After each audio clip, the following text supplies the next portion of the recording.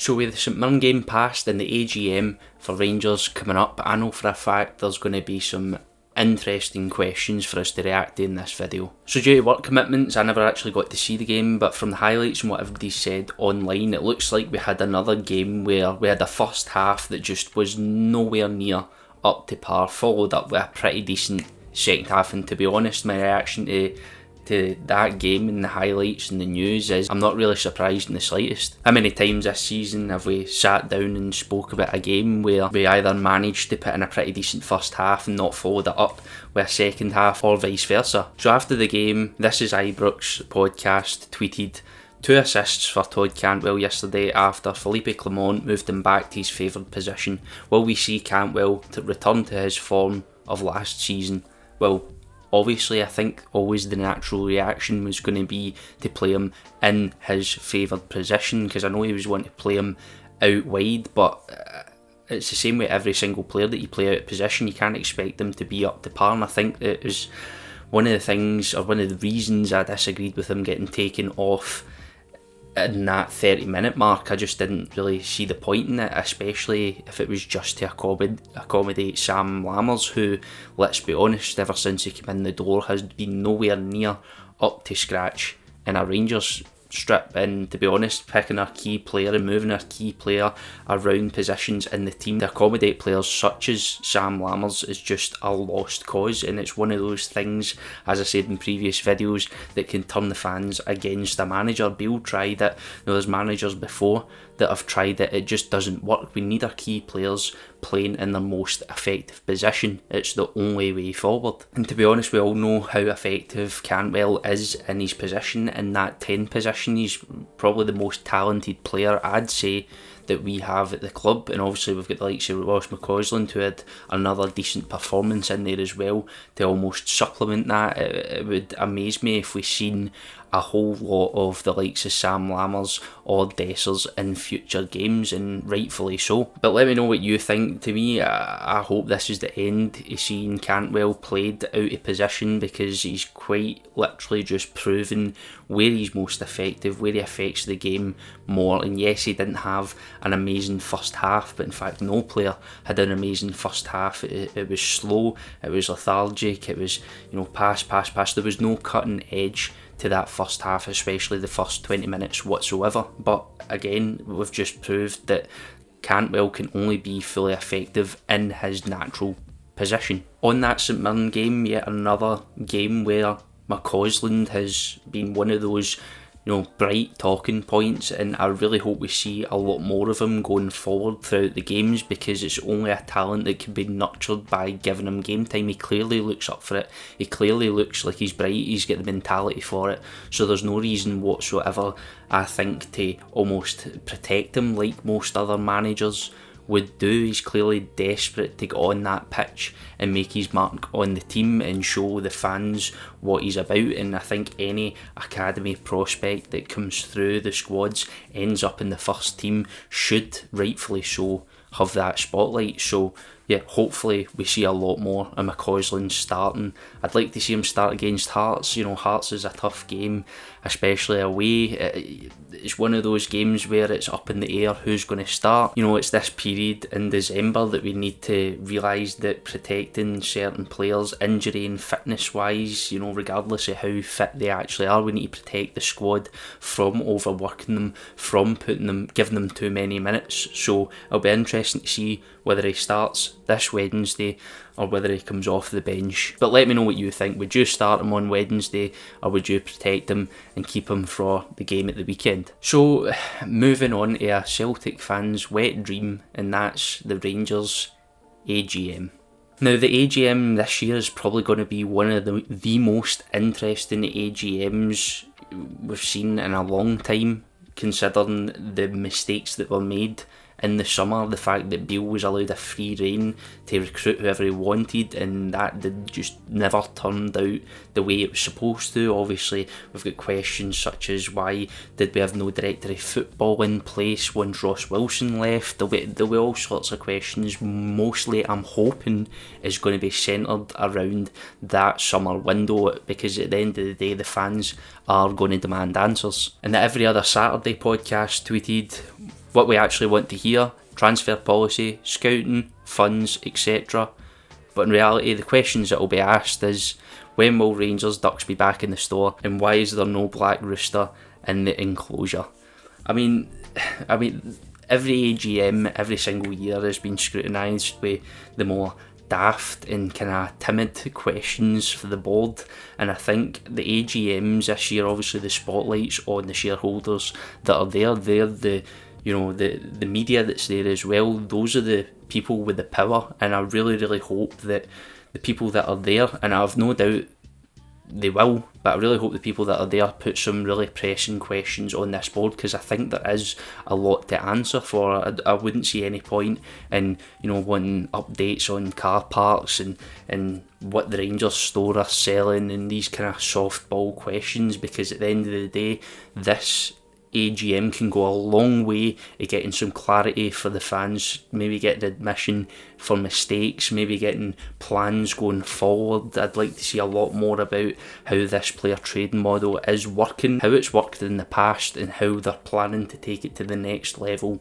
going forward. So obviously that tweet was a reply to a tweet by Ibrox Chat that says, what would your question be for the Rangers board at tomorrow's AGM? So let's take a wee dive into potential questions that folk would like to hear about at that AGM. Itch87 said, well, things considered, wages, transfer fees, etc., this is the worst Rangers team I've seen in my lifetime. The squad got rebuilt less than 6 months ago and needs ripped apart again in January. Absolutely criminal behaviour from the board, and it must be addressed at the AGM.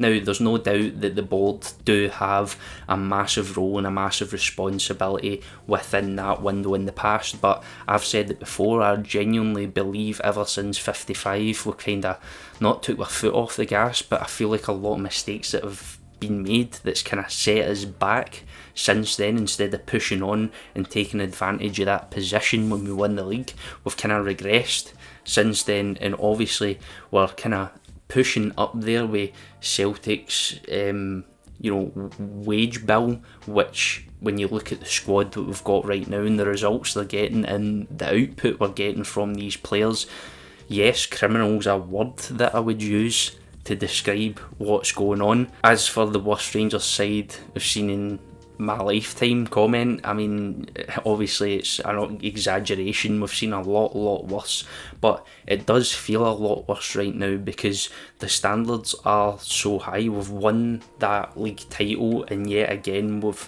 not really seen us push on from that point, and I think that's the most frustrating thing for Rangers fans. It's certainly the most frustrating thing for me and at any club whatsoever.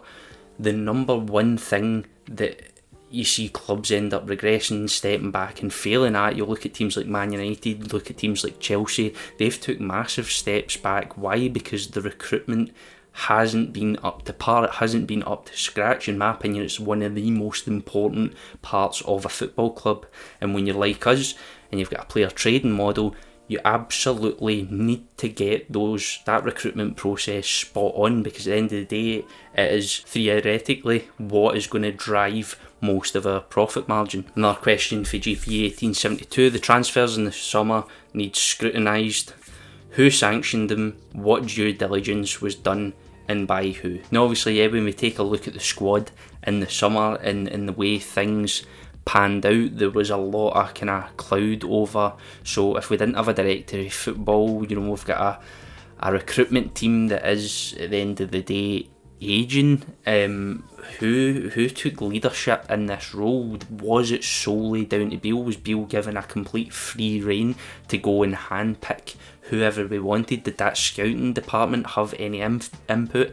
If so, how did they look at Dessers and Lammers and the stats they've had at previous clubs and think to themselves, well, okay, these are players we can bring in and take the club forward numbers wise, because it just hasn't worked out. Did the board have any input in the decision making process? Who called the shots? Who basically green lighted these transfers? That's a big question that the fans are going to want to know the answers to. Will we hear it?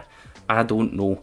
I'm not sure we'll hear it. It's all going to depend on what happens tomorrow and what kind of questions are there. Are they going to be hardball questions? Are they going to be softball questions? We'll soon find out. So another question was, why was a new director of football not appointed in the summer to help with the recruitment instead of giving full power to a rookie manager who signed players because they played good in an under-15s tournament once? Again, it goes back to that question. Why did we go so long without a director of football? If Ross Wilson surely gave the club plenty notice in terms of when he was going to end up leaving, so why did we not instantly trigger, the same as we did with the manager, the process to go out and source a new director of football? Because to me, a lot of people disagree and say that the managers should have full control over the transfers, but to me a director of football is becoming more and more crucial. That head of the scout department, head of recruitment, all of these are all different parts of the one hopefully well run engine, and if you've got parts missing, that engine isn't going to run properly and mistakes are more likely to be made. And when you want to play at the top level, when you want to develop a football club, when you want to, develop a style of play and have an identity, you cannot have a misfiring engine. You can't have those mistakes there. The whole club needs to be aligned to one identity, one style of play, and especially when you've got a player trading model, because if you know how you're going to develop the players and what system you're going to play them in, then it's a lot easier to get the best out of those players. They're a lot easier to coach, and they're a lot easier to manage in general, and you can see the direction the club is going in. So yeah, it's a great question. Why wasn't a suitable director of football found soon after Ross Wilson left the club? And to be honest, if I was to put a question out there, I would probably go along the lines of recruitment as well, because I don't think that a lot of people realise how important recruitment is for a club that has implemented a player trading model. It's absolutely massive. If you're a selling club, you take in players, you develop them, you sell them on. And we have seen success with that, with the likes of Bassey, we've seen it with the likes of Patterson. Aribo's left with a good fee. There's plenty of money to be made in that game, and if that's the club we want to be, then we need to have that structure to be able to make that happen in the door as quick as humanly possible. And I don't think that happened at all. I think that was a misjudgment on the board's part. I would honestly love to dive deeper into how that came about and how these mistakes were made, because at the end of the day, it drove a wedge between the fans and the likes of the players, the manager, and the board in general. I mean, these players we've got right now, I personally don't think that most of the new recruits that have come in the door are anywhere near up to par. We've also got the problem in the debate around the old guard in the squad, whether it's best to move them on, because a lot of people are saying, well, at the end of the day, if you're bringing in new players into those senior players and they still have a certain mentality, it's obviously going to bleed their way into these new players. So a question might be, do we wipe out that old guard and basically build the club from scratch, which a lot of fans will also need to bear in mind that will have the potential in the short term to knock the club back a couple more paces, but in the long term we definitely see the benefits. But my number one question to you, our subscribers, is what questions would you love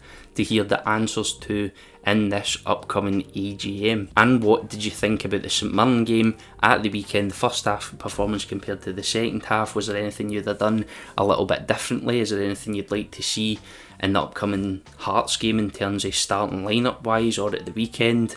Let me know in the comments. Don't forget to like and subscribe. Also, the channel memberships for BlueSea channel are down in the description alongside our socials, and I'll see you next time.